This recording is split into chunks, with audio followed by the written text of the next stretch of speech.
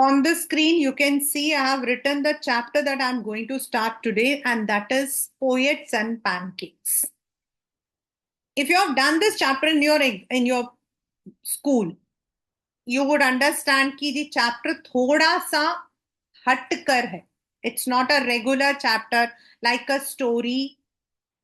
Here I want to give a pause. You might be thinking कि ma'am ने Indigo chapter क्यों नहीं लिया है. I'll be taking up later.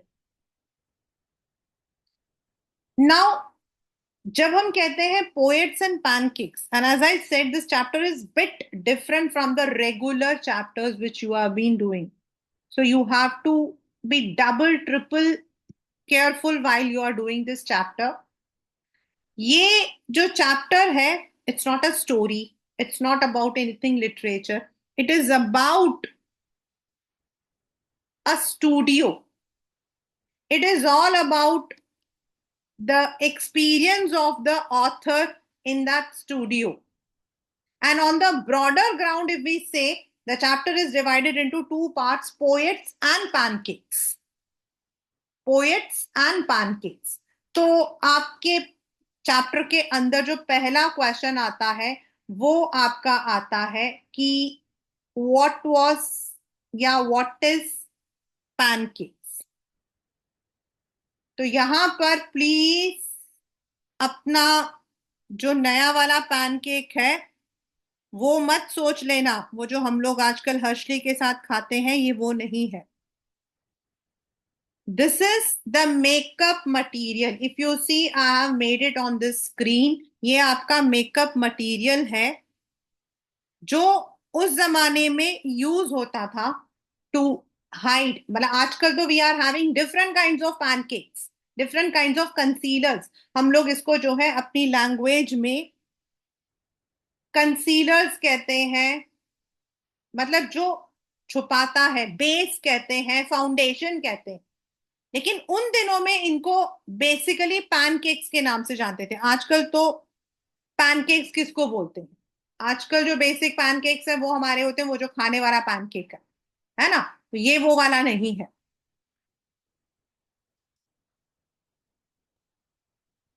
तो pancakes, poets and pancakes. So this is about a makeup department which was situated in the Gemini studio in Tamil Nadu, and also about the people who used to work over there. तो ये वहां का work culture, वहां का मतलब कि makeup studio, इन सबको describe करता है.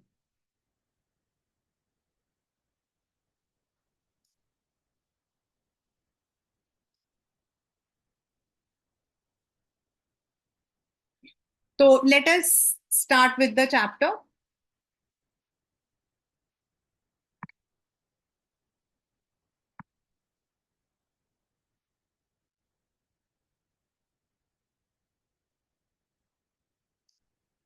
The chapter starts about description of Gemini Studios, which is basically Gemini Studios Chennai का बहुत ही बड़ा, बहुत ही फेमस स्टूडियो है. मतलब उनकी जो मूवीज होती थी ना, एवीएम एंड जो जेमिनी स्टूडियोज है, इनके जो मतलब कि मूवीज होती है ना, they are very what we say family related होती थी, वेरी फेमस. एंड ये जो चैप्टर है, it has been written by Ashok Mitran who was working at that time. और ये एक उनकी एक बुक थी, my years with my boss. My ये उसके उससे निकाला गया एक एक्सर्प्ट है, right. So this is an excerpt which has been taken from my years with my boss. और उनके जो बॉस थे, he was the owner of Gemini Studio, and what were the different things that he had undergone, that is Ashoka Mitran. तो जो chapter है वो start होता है विथ द वर्ड पैनकेक्स. तो वो कहता है कि जो पैनकेक्स हैं, they use to come in load of trucks. तो लोड ऑफ ट्रक्स का मतलब है कि बहुत सारा आता था. And why it used to come in load of truck? Because at that time makeup was not what we have today. आज जो हम मेकअप देख रहे हैं ना, ऐसा मेकअप पहले नहीं होता था. आजकल we have sophisticated things and we are able to produce ourselves without, मतलब मेकअप लगा के भी हम बिना मेकअप के लग सकते हैं, लेकिन उन दिनों में इट वाज। तो ये जो पैनकेक्स होते थे, that is the concealer, it use to come in huge quantity. तो यहाँ पर जो ये मेटाफॉर यूज हुआ है, loads of drug, this is in huge quantity. तो ही सेज कि वो जो मेकअप है, अगर वो मतलब स्टार्ट करता है इन अ वेरी सरकास्टिक वे, अपना उसका जो टोन है, आपके पेपर के अंदर आ सकता है कि व्हाट इज द टोन। तो जो टोन है वो एकदम सरकास्टिक है, वो एकदम आयरॉनिकल और सरकास्टिक, थोड़ा मतलब व्यंग्य करते हुए कह रहा है कि वो बहुत पहले जमाने की जितनी हीरोइंस थी, रति अग्निहोत्री तक सब लोग जानते हैं। एंड रति अग्निहोत्री वो सपोज सम स्टार अबाउट 1976 में 77 में आई थी वो। तो उसके बाद we have not seen. Now he says कि ये जो अब आपका जो नेक्स्ट क्वेश्चन है वो आता है कि where was the makeup studio of Gemini studio, makeup department of Gemini studio located. और ये पेपर में आपके आया था 2010 और 11 के बीच में।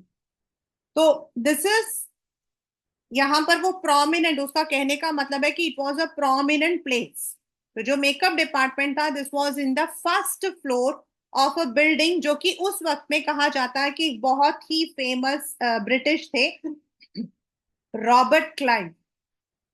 तो जो रॉबर्ट क्लाइव थे ना, ये यहाँ पर क्यों इंपॉर्टेंट है? जो रॉबर्ट क्लाइव थे, कहा जाता है कि ये जो मेकअप डिपार्टमेंट वाला जो बिल्डिंग था, दैट वाज स्टेबल, वहां पे वो घोड़े रखता था। लेकिन हम इंडियंस ने उसको जो है अपने मेकअप डिपार्टमेंट के लिए, हमने अपने मतलब कि स्टूडियो के लिए यूज किया है। तो this was in the first floor of a stable.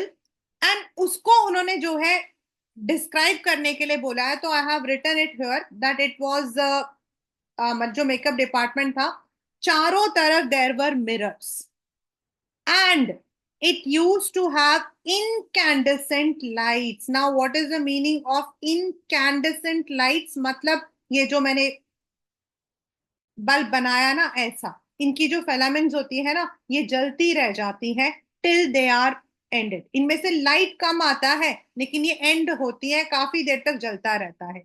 तो ऐसे जो इनकैंडेसेंट लाइट्स थी, ये चारों तरफ होते थे, क्योंकि उन दिनों में जितनी भी आपके शूटिंग होती थी, देवर मोस्टली इंडोर्स। अभी जैसे आजकल तो लोग चले जाते हैं स्विट्जरलैंड, कहीं पर भी, मतलब most of the movies are shot outside. उस जमाने में ऐसा नहीं होता था, only the fight scene scene या कोई भी एक इंपॉर्टेंट कोई सॉन्ग है, उसको ही वो लोग जो है उन दिनों में बाहर शॉट करते थे, मतलब outside. Maybe it is एक एंड का सीन है, ऐसा कुछ है, फाइटिंग सीक्वेंस है।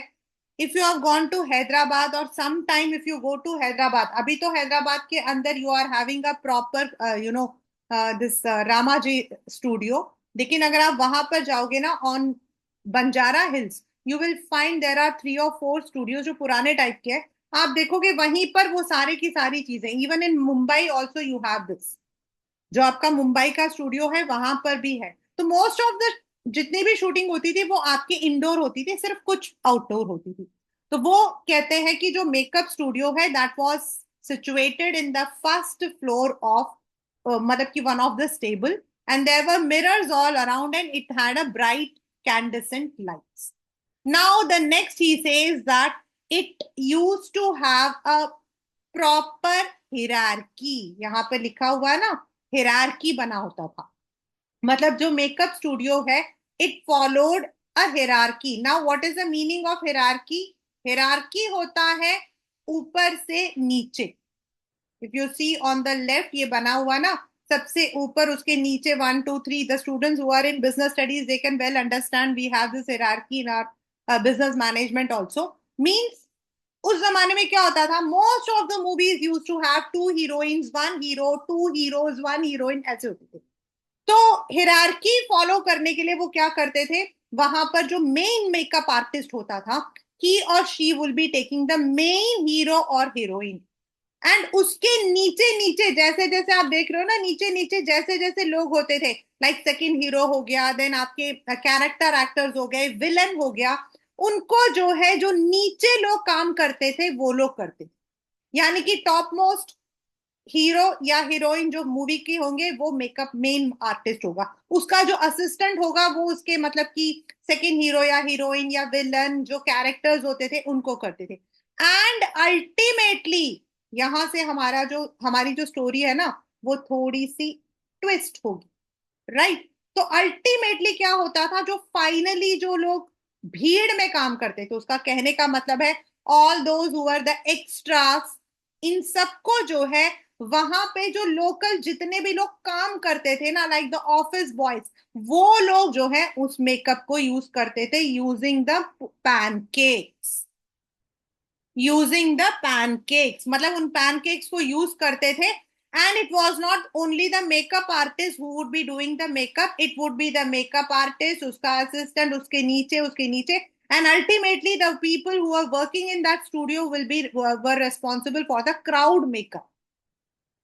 तो वो कहता है यहाँ पर again he has used a sarcasm, कि वो कहता है जो लोग बहुत अच्छे लगते हैं ना देखने में, those who look very smart, उनको जो है मॉन्स्टर बना दिया जाता था। एंड दोज हु वर मतलब कि जो लोग देखने में बहुत ही भद्दे लगते थे उनको सुंदर, और जो लोग बहुत सुंदर लगते थे उनको मॉन्स्टर बना दिया जाता। मेकअप में वो कला है। तो this can be an extrapolatory question from your chapter. और ये वाला जो क्वेश्चन है, the makeup studio in Gemini, sorry, the makeup department in Gemini studio followed followed a strict hierarchy, ये पेपर में आपके आया हुआ है। This question has come. Now he says, अब यहां पर वो कहता है कि जो द मेकअप डिपार्टमेंट है, it was a perfect example of national integrity even before Doordarshan and AIR. This question is also from 2013 and 14.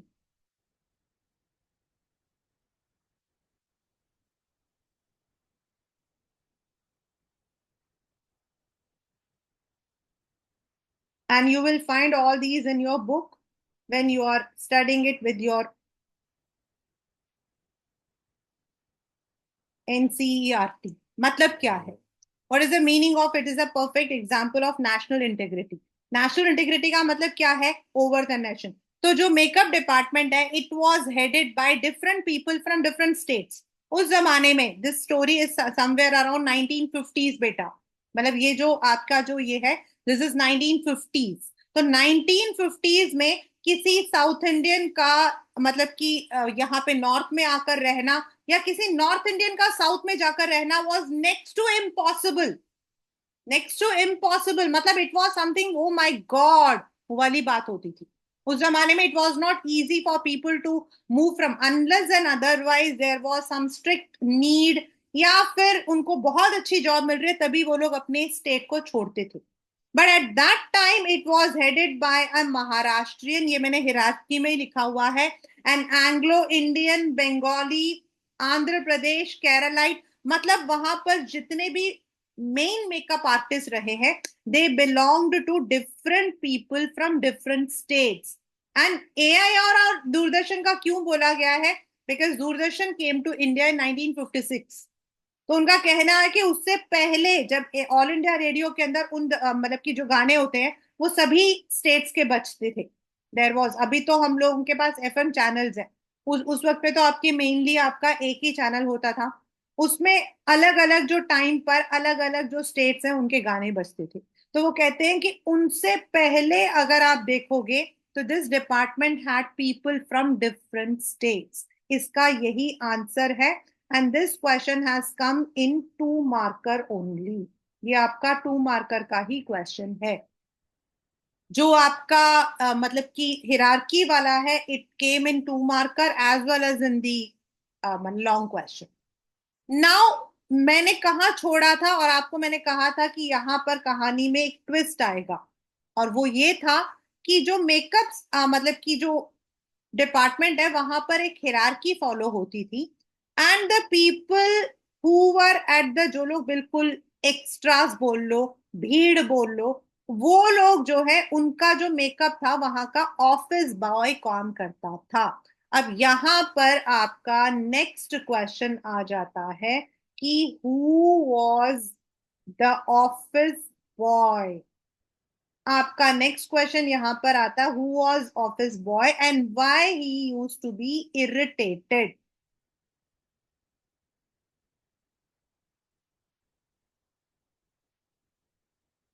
तो जो ऑफिस बॉय था ना, वो कोई बॉय नहीं था।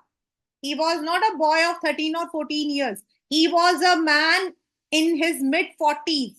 वो 40 साल का इंसान था। लेकिन उसको ऑफिस बॉय क्यों बोला जाता है? बिकॉज ही वॉज, जो ऑफिस बॉय होते हैं इन द मतलब कि मूवी थिएटर वगैरह में, वो होते हैं जो क्लैप करते हैं, या फिर जो मतलब कि सीन वगैरह को लेने के लिए they keep that play card ready. इसीलिए उनको ऑफिस बॉय का नाम दिया जाता, but they are not boy. So this man was also around 40 years and he had joined Gemini Studios to be a maybe a lyricist, a story writer or a maybe a hero। लेकिन उसको जो है वहां पर एक office boy की नौकरी मिल गई। याद रखना, this is one of the very very very important question. मतलब इस चैप्टर का आप कह सकते हो कि one of the most important unit. पहला यूनिट हमारा था पैनकेक्स किसको कहते हैं, और मेकअप स्टूडियो का जो आपका what you call as location and its hierarchy. और यहां से हमारा जो स्टार्ट हो जाता वो हमारा सेकंड पार्ट है, which will be dealing with the office boy and उसके आगे। तो जो ऑफिस बॉय था, he actually wanted to become a maybe a hero और लिरिसिस्ट और some story writer, but he was forced to work there as an office boy because he did not get any opportunity। अब यहां पर question है कि why he was irritated। वो इसीलिए irritate होता था क्योंकि उसको लगता था कि वहां पर एक इंसान है जिसका नाम है कोत्तमंगल सुब्रमण्यम। मैं इसके आगे जितने भी स्टार्स लगा दूं उतने कम हैं, because it's one of the very very very very very important. Next question. वहां पर एक इंसान था जिसका नाम था कोत्तमंगल सुब्रमण्यम, जिसको प्यार से सुब्बू बुलाते थे। और उसको लगता था कि सुब्बू ही वो रीजन है जिसकी वजह से उसको वो अपॉर्चुनिटी नहीं मिली थी। आजकल हम लोग क्या बोलते हैं अपनी भाषा में? नेपोटिज्म। नेपोटिज्म जो है क्लास 12 वो बोलता है about giving the favoritism to your own child. लेकिन वहां पर ये फेवर जो था that was communalism. Communism, what is it called? Communism. आपको ये word please please please remember, because it will be there in the end. और उसको लगता था कि जो सुब्बू है एंड जो मतलब कि ओनर है जेमिनी स्टूडियो का, they both belong to the same community, they belong to the same caste। इसीलिए Subbu, even though he was less talented, but he got the opportunity to work with the boss। और boss का नाम था Vasan. Boss का नाम क्या था? वासन। तो उनको लगता था कि जो वासन सर है उनके साथ में काम करने का जो उसको मौका मिला था, that was because Subbu was belonging to the same caste and community to which Vasan belong. And ये जो था मतलब जो ऑफिस बॉय था, he did not, that is why he did not get. तो ये जो हमारा ऑथर है अशोक मित्रन, उनको लगता था कि ऐसा ये जो मतलब कि ऑफिस बॉय समझता है ये गलत है। और और जो ऑफिस बॉय होता था जब भी वो फ्रस्ट्रेट होता था, he would come and pour his frustration on this author. वो ऑथर को देखता, ऑथर अपने क्यूबिकल में बैठता था, ये देखिए क्यूबिकल बना हुआ है, एंड उसका काम होता था जो भी मूवीज से रिलेटेड आपकी रिपोर्ट्स आती हैं कुछ भी न्यूज़पेपर में, उसको फाइल करना। तो वो जो ऑफिस बॉय था उसको लगता था कि ये जो ऑथर है ये कोई काम नहीं करता है, and he is just sitting idle. और जो on the other hand author हमेशा भगवान से प्रार्थना करता था कि भैया आज क्राउड शूटिंग हो, नहीं तो ये आकर मुझे सुनाना शुरू कर देगा। And this office boy use to blame Subbu for everything. On the other hand जो हमारे ऑथर थे उनको लगता था कि Subbu was a multi talented actor. बच्चे, जब ये जो क्वेश्चन था ना, जब 10 मार्क्स का पेपर था ना, ये उसमें भी आया हुआ है, 8 मार्क्स में भी आया हुआ है, 6 मार्क्स में भी आया हुआ है, 5 में भी आया हुआ है। यानी कि this is a long question. और ये क्वेश्चन आपकी दो तरीके से आता है, मतलब कि Subbu was number 2 in Gemini studio, या फिर Subbu was a multi talented man, justify. According to the author, according to the author, उसको लगता था कि सुब्बू जो है he was very talented, because he was a director, he was a writer. In fact उन्होंने एक आध मूवी में एज अ कैरेक्टर रोल भी किया था। एंड उनके पास बहुत सारे आइडियाज होते थे, और इसको ना उसने थोड़ा सा एक्सप्लेन किया है इन अ वेरी सरकास्टिक मैनर, कि उस मतलब मान लो कि एक चूहा है, उसका बच्चा जो है, चूहा जो है वो शेर से लड़ रहा है, मतलब this is an example. And चूहे ने शेर को मार दिया, ठीक है, बट उसको उसके बच्चों पर तरस आ गया। तो जो चूहा है वो उन बच्चों को पालता है, मतलब उसके कहने का मतलब है एनी एडवर्स सिचुएशन अगर होता था उसमें भी Subbu had lots of ideas. Subbu was a tailor made for movies, आपके बुक में ये वाला दिया हुआ है। Subbu was a tailor made for movies, मतलब वो मूवीज के लिए ही बना था, because he had lots of ideas. ऐसा कौन मानता था? अशोकमित्र। उसका मानना था कि ही was very talented, he was a writer director, he had worked in couple of movies, he had lots of ideas, and moreover he was very benevolent and charitable. उनके घर से कोई खाली हाथ नहीं जाता था, he use to feed so many people. तो उसके according Subbu was very good, and उसको कोई फेवर नहीं मिला था, right. He had also produced a very famous Tamil movie, Thillana Mohanambal, उसी का मैंने यहाँ पर ये बना रखा है। दिस मतलब कि दिस ये मूवी ऐसी थी, if I tell you as a Tamilian, मतलब ये हिट नहीं थी। आजकल जवान, स्त्री, जितनी मूवीज अभी रिलीज हुई है ना, ये उन सब का बाप था। और शायद कोई तमिलियन ऐसा नहीं होगा जिसने ये मूवी ना देखी हो। I am the only one who never like this movie, maybe. And when I tell anyone, they say, "What rubbish! You are fool." But हाँ, songs इसके बहुत अच्छे थे। This movie was produced by Subbu only. उन्होंने ही इसको किया था। But it was a very hit. तो अकॉर्डिंग टू द राइट, ये सब कुछ आपकी बुक में दिया हुआ बच्चा। According to the author, he was a multi-talented. But according to the office boy, Subbu was the man of favorism. Right? So this is our second, और ये वाला क्वेश्चन आपका लॉन्ग में आता है, 5 मार्क में। आपको ये सारे लिखने हैं, ये वाले जो पॉइंट्स है इनको आपने एक्सप्लेन करना है। Now he next moves to, from makeup department he moves to the legal department of the studio. और वो कहता है कि जो लीगल डिपार्टमेंट था ना, again he uses a sarcasm, कि it was more like an illegal department. जो लीगल डिपार्टमेंट था, because they use to they have to tackle the legal issues. तो उसका एक हेड था लॉयर। वो जो लॉयर था ना, वो बाकी लोगों जैसा नहीं था। 1950s 55 was a new India, India new था। तो उस वक्त में maximum people they use to follow Gandhi ji, Gandhi ji के जैसे कपड़े पहनना, नेहरू जी के जैसे कपड़े पहनना। But this lawyer was different, he use to wear pant and shirt, he use to be very modern. और लोग इसको जो है कहते थे कि ये लीगल नहीं, इलीगल है। जो ये लॉयर था, इसने एक मूवी भी बनाई थी ऑन द रिक्वेस्ट ऑफ, मतलब he requested Vasan sir, and he made a movie, but that movie was a super flop, and the legal department had to be closed. इस चैप्टर से, इस सॉरी इस वाले मतलब की पॉइंट से आपके दो क्वेश्चंस आते हैं। पहला क्वेश्चन आता है कि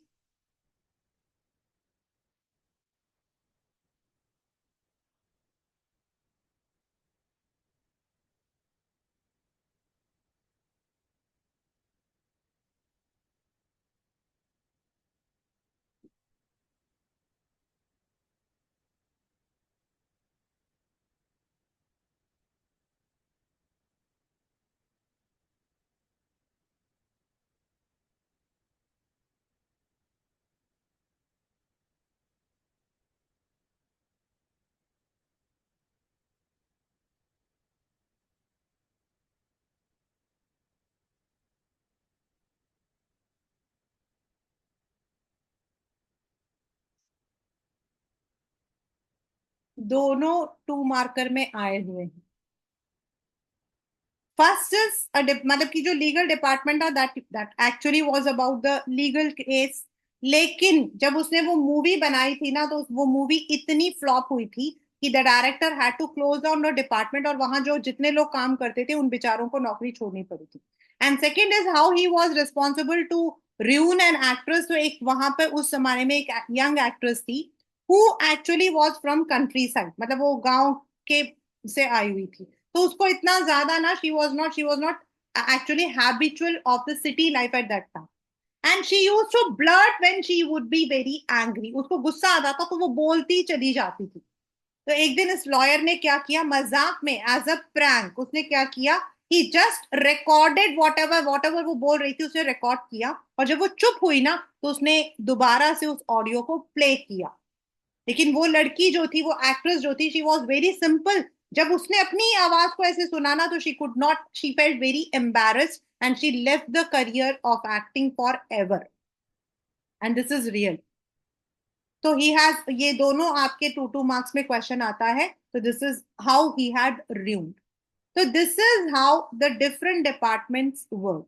नाउ डिपार्टमेंट से वो आता है कि उनका जो जेमिनी स्टूडियो था, that used to make movies for the simple Tamil people, that is for the common people। उस वक्त में 1950s वगैरह में movies were not supposed to be seen by everyone।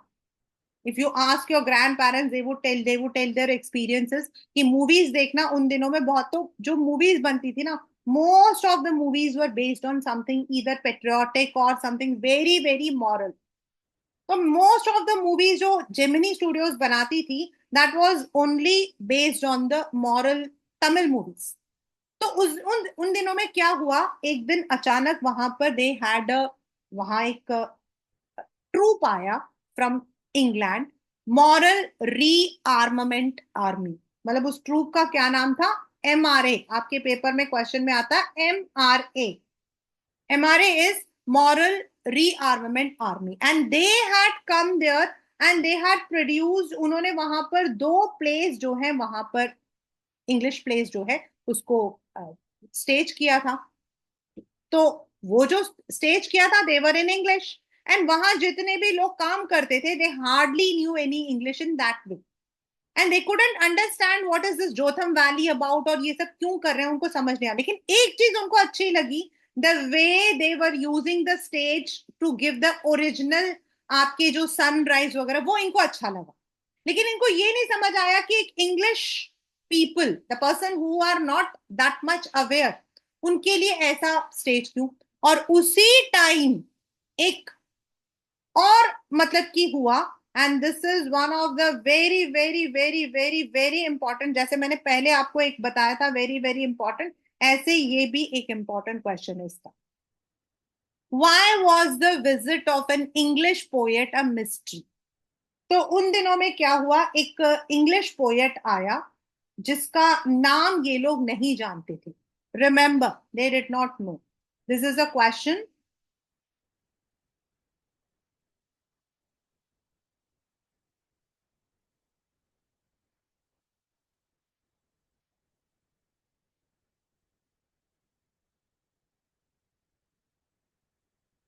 Now when this English poet came, पहली बार जब वो Jonathan, मतलब कि जोथम वैली में आए, तो इन लोगों को लगा वो that is only for the beautification and decoration. लेकिन जब ये इंग्लिश पोएट आए तो उनको समझ नहीं आया, क्योंकि the entire Gemini studio was decorated. There were fans, जो पेडेस्टल फैंस होते हैं, जो मतलब खड़े हो जाते हैं, वो फैंस लगाए गए। All the people were asked to assemble. अब इन लोगों को समझ नहीं आया कि we are not that much English, उनको नॉलेज तो थी नहीं, इतनी नहीं थी। एंड वो जो पोएट आया था वो बिल्कुल ब्रिटिश पोएट था, तो उसका तो एक्सेंट भी इनको समझ नहीं आ रहा था।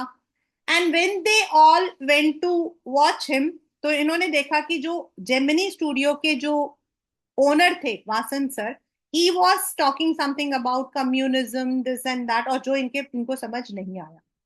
But they were all in mystery की वाई ही हैज कम। अब हुआ क्या, ये इसका आंसर है।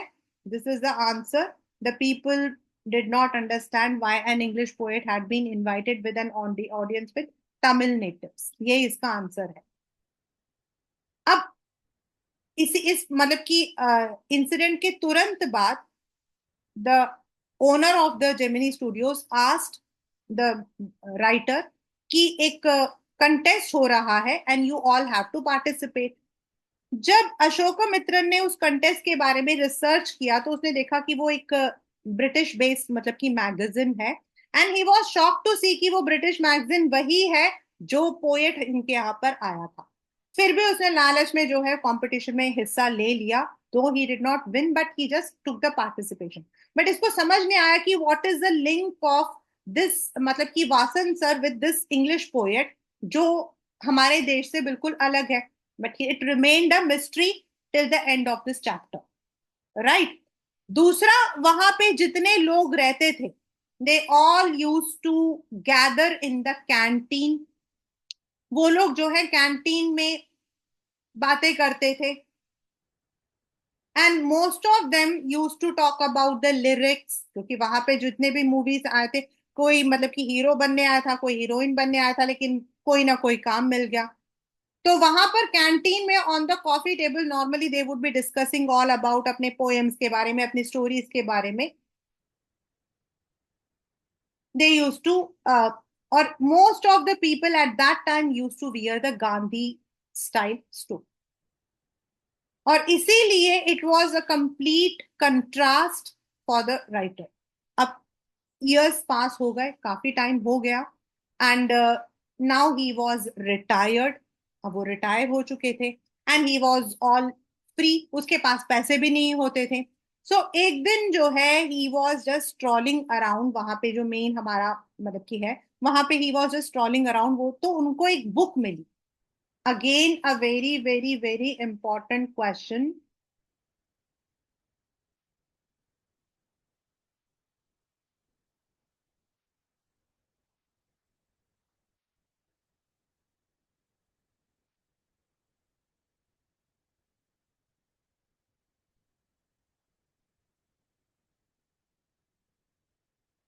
ही found a book for 50 paisa, he bought it. ये जो बुक थी, it was a book of 6 essays। अगर आप यहाँ पर देखोगे तो you will see there were 6 people, 1 2 3 4 5 6, देयर वर 6 people हु हैड रिटर्न मतलब कि essay इन दिस। और उनमें से एक जो था बड़ा ही जाना पहचाना था, and that was Stephen Spender. And Stephen Spender was the same man, the same English poet who had come to visit Gemini Studios, जिसके विजिट एक मिस्ट्री रह गई थी for all the people working in Gemini studio. And जब इसने उस book को पढ़ा तो इसने देखा कि ये जो बुक थी दैट स्पोक अबाउट कम्युनलिज्म। ये जो बुक थी that was speaking about the journey into communism, and why it is said God that failed. मतलब यहां पर कहने का मतलब है कि कम्युनलिज्म जो है that could not prevail in the contemporary world. Communism होता है when you are favouring a one particular religion और कास्ट। कम्युनिज्म किसको बोलते हैं? when you are favoring or you are superseding one religion or one caste। जब आप किसी एक कास्ट को या फिर किसी एक रिलीजन को ऊंचा दिखाते हो, दूसरों को नीचा दिखाते हो, that practice is called as communism.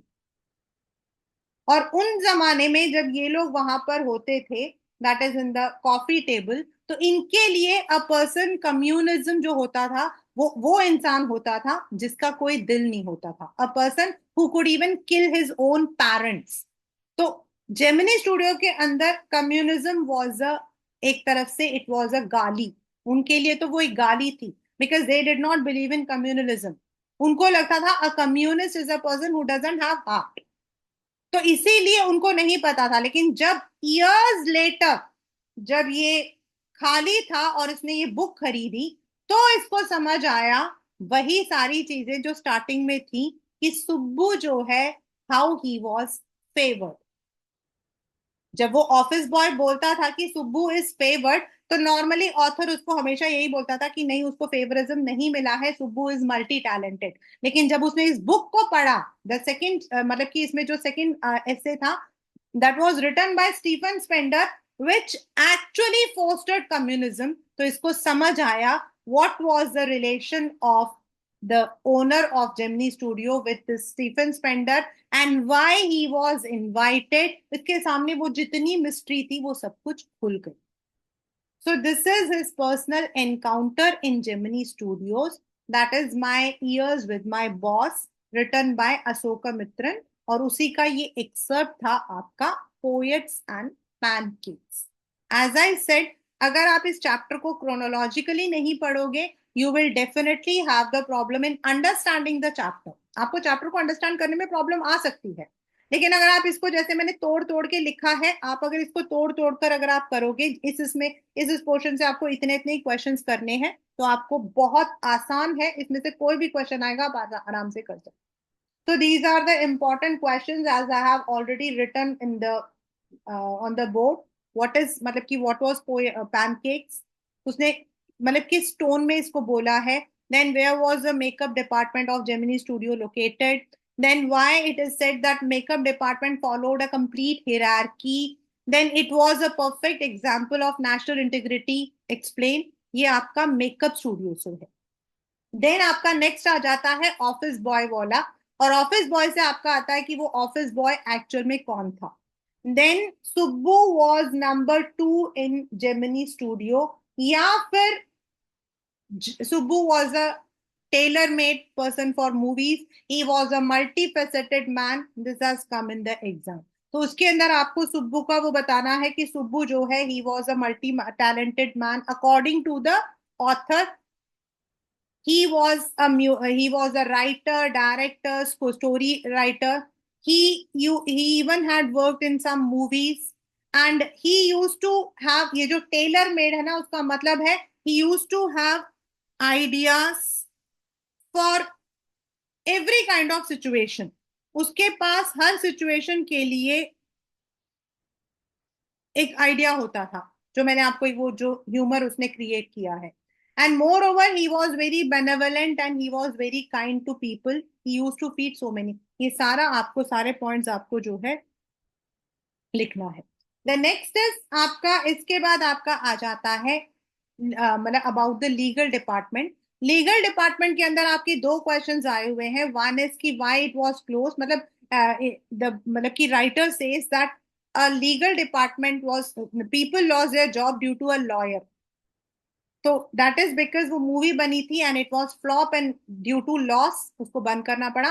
And how was the lawyer responsible for ruining the actress life, ये आपका सेकंड क्वेश्चन आएगा।